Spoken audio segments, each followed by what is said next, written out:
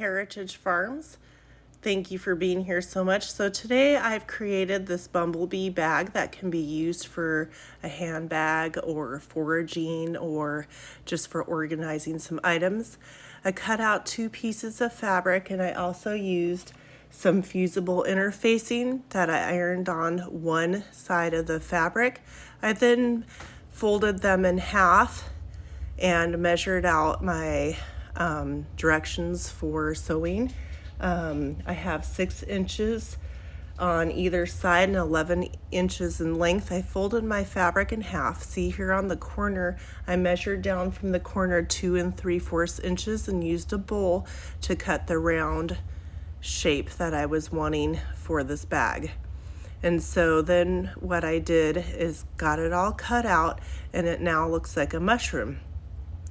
So once you open the fabrics up, you'll see that it'll look like a mushroom.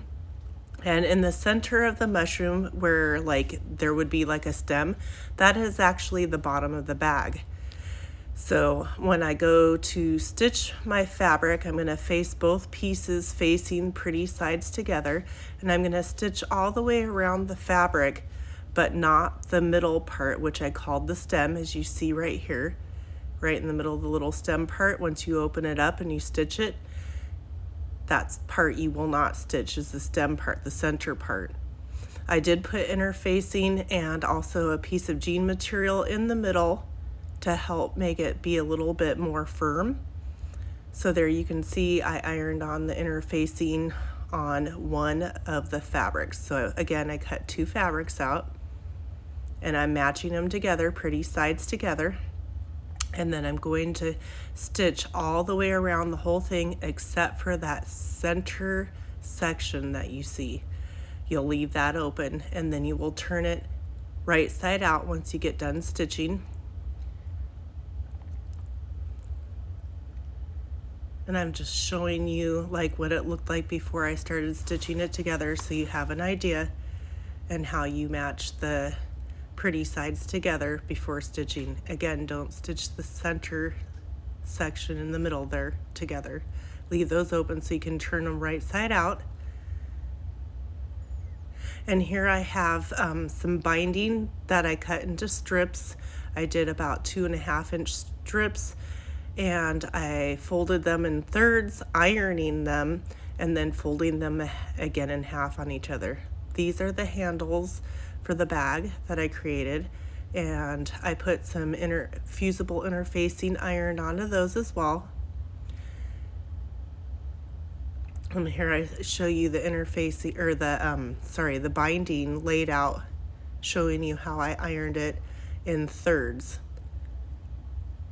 just to kind of give me a guideline to make sure that while I was attaching it to the bag, that I had a little bit more guidance with the folds. So now I am attaching. After I attached all the binding, I then turned the flaps down. I did do a pocket. Here's a pocket, sorry. I double stitched the top of the pocket. I folded over twice, stitched it, and then I put binding on the top of the pocket to give it some more strength. And in this piece, I show you how I am folding down the flaps to the center and gathering all of your pieces of fabric together so that they're all evenly together and that you grab them all while you're stitching. I added binding as well at the same time, so I've got that bottom section in one flap, and then I fold over the second flap, and I'll show you right here, see how it's all together. So you got both flaps and the center right there on one side of the bag. I pinned it together. You can also use push pins to help guide you. Get it all perfectly lined up, get your binding on there. I pinned some of those in place so it wouldn't adjust and move around, and then I stitched that for one side of the bottom of the bag.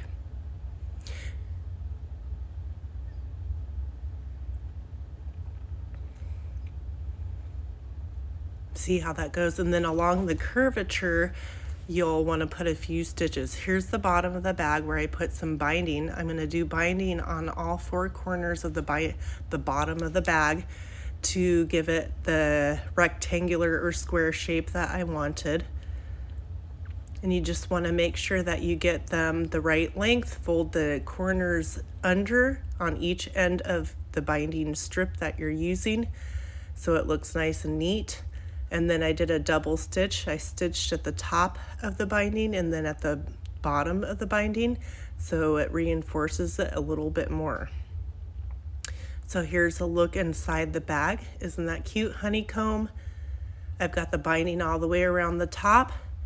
And see that? Isn't that adorable?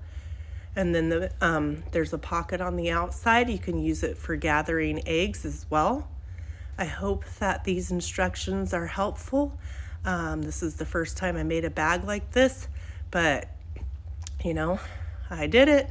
And so here I'm showing you my handles where I ironed on the fusible interfacing onto my fabric strips for my handles.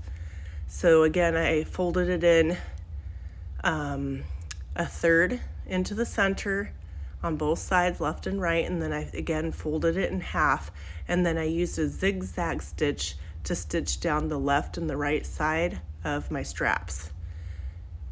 See that right there? Just to give it a little bit more security and strength. And then here I'm showing you the finished product. I stitched the handles on the inside. I stitched them overly well over and over again to make sure the handles were nice and firm and attached to the bag. So you have a little pocket you can use for whatever you want. You can use this cute little bumblebee bag for anything you'd like. I think it has a lot of adorable character to it, and I hope you enjoy. Please leave a comment down below. Like I said, this is the first time that I've ever made a bag like this, and I really hope that you enjoy this cute little bag, and maybe it'll inspire you to do something new, to get creative, and to get outside the box and learn some new skills and try some things out. Skills are a good thing to have these days. And I thank you so much. Please comment, give a thumbs up, like and share this out if you enjoy this. Thank you so much for joining me.